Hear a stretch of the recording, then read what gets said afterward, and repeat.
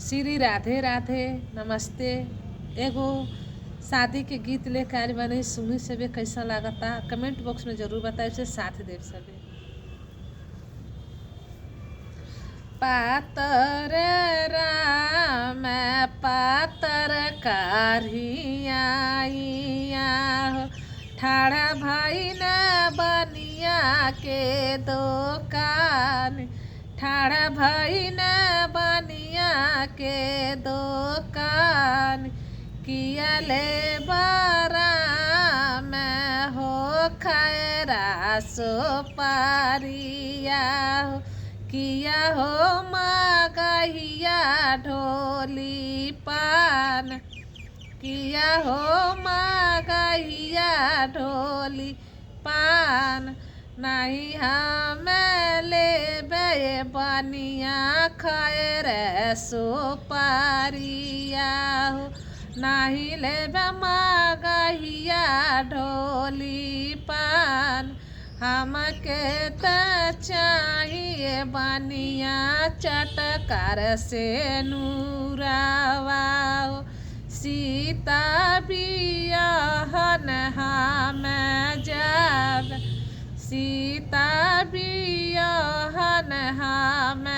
जब, एतना बचनिया जब कहे न राम हो, बनिया के आ गइल छिकी मोर पिछुआ रामा पंडितवा जे बान हो, सोच के कैसे होया बियाह, सोच पंडित कैसे होया बियाह, कर छिकिया राजा बड़ी शुभ बान हो, अब साजा तू बारियाती, अब साजा तू बारियाती, जब बारियाती लेके राम गई न जाना कपूर, सब लोगवा देखन जे आई,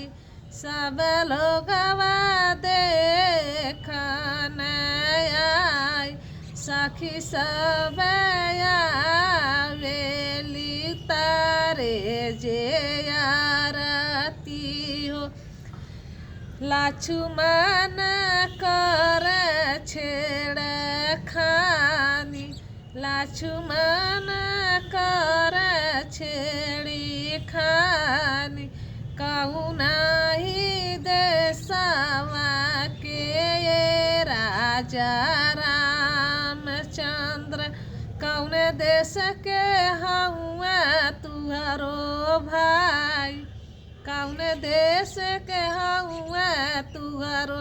भाई, तानी को मरम और कदर नहीं जाने न, हमसे करे नहीं मजाक, हमारे पदे तुहन पचन साली सारा हाजिया हो, ओही पदे भाई मोर कर मजाक, ओही पदे करे न मजाक।